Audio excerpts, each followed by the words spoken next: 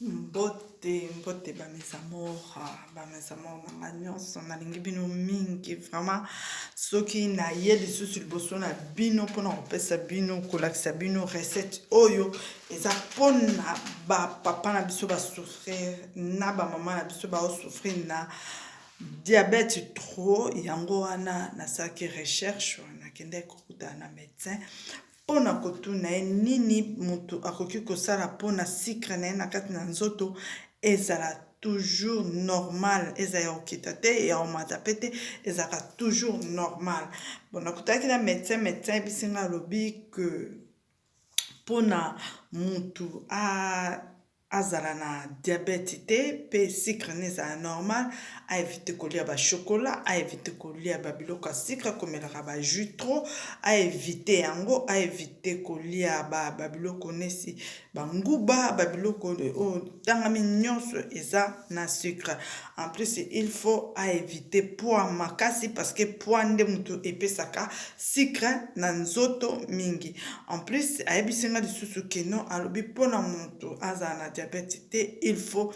ayeba koliaka mingi balégume aevite misuni aevite babiloko nyonso tu oyo etangami nesi oyo na babiere oyo etangami nesi eza na maïs na kati vraiment ayeba na koevite yango vraiment tunaki biloko nini oyo motu ya diabète akoki kolia mpo amaintenir sucre ne na kati na nzoto docteur alakisenga recette moko oyo keno namemi yango liboso na bino mpona kolakisa bino mpona bato nyonso ya diabète bazala vraiment en bonne santé docteur alakisaki nga liboso oyo alobi eza malamu mingi mpona bato ya diabète botala mpenza aspergir oyo eza malamu mingi mpona bino eza légume alakisaki nga lisusu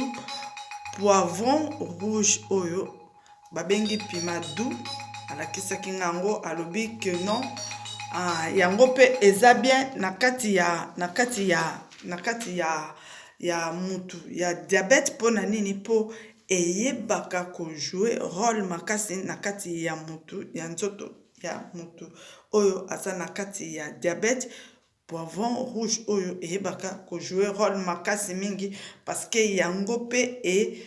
ezalaka makasi mingi mpona bato ya diabète alobi na nga eza na oignon ezalaka na liquide moko na kati eremplaçaka lokola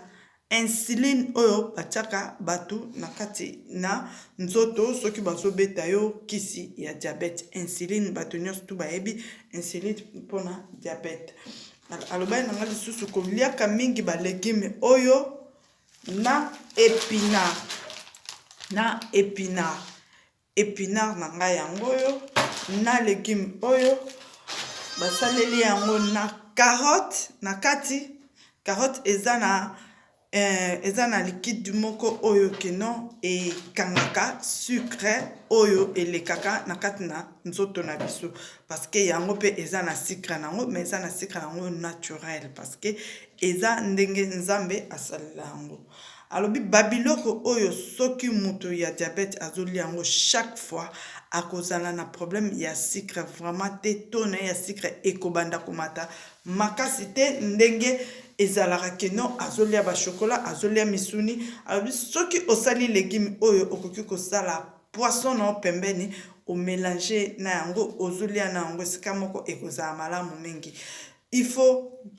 koevite mingi misuni parce que misuni ezalaka mabe na bato ya diabète alobi na nga mingi poisson légume oyo ezangaka te na bato ya diabète mpona nini eyebana koede bango baéquilibre sucre na bango na kati na nzoto na bato ya diabète vraiment légume nyonso tu oyo docteur ayebisaki nga yango oyo namemi yango liboso na bino botala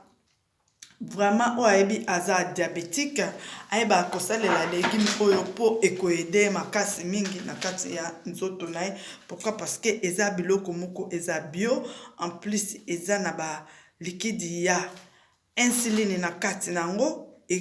remplaçera insuline ata ozwi insuline ata ozwi insuline te.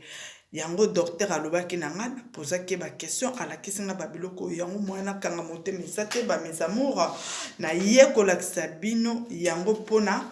boyeba kosala yango na ndako soki ozosouffrir diabete kolia bilialia te po lobi sucre matawa makasi lia na mesure na babiloko nesi ya bafei oyo eza babio ekoyeba koedo makasi mingi na kati na nzoto na yo botala oyo ezaka gu makasi soki ozwi yango otyango na kati na légume ekobima malamu. Piment rouge oyo tomona yango ka piment rouge piment doux oyo tomona yango ka piment doux que non poivron doux esala yango eloko te tout ça or que eza na babiloko misusu eza na kati na piment doux esalaka malamu mingi na kati na nzoto na bato. Yango wana nalobaki vraiment nakoki kokanga motema te, il faut nazala nango mpona kolakisa baamoureux na nga ke oyo boza nango bosenga soki bosengi nakoluka mpo nalakisa bino yango. Merci beaucoup, napesi bino mbote bozala malamu moko malamu na mboka ya bino oyo eza conseil docteur moto apesaki nga parceke nakende vraiment na hôpital mpona kutana na docteur mpona kopose baquestion mpona makambo ya santé. Merci beaucoup, bozala malamu nalingi bino mingi conseil gratuit yango oyo bosombi légume na bino otie na kati na ndako ozoli yango malembe ekoyeba na koyede yo. Merci beaucoup, au revoir.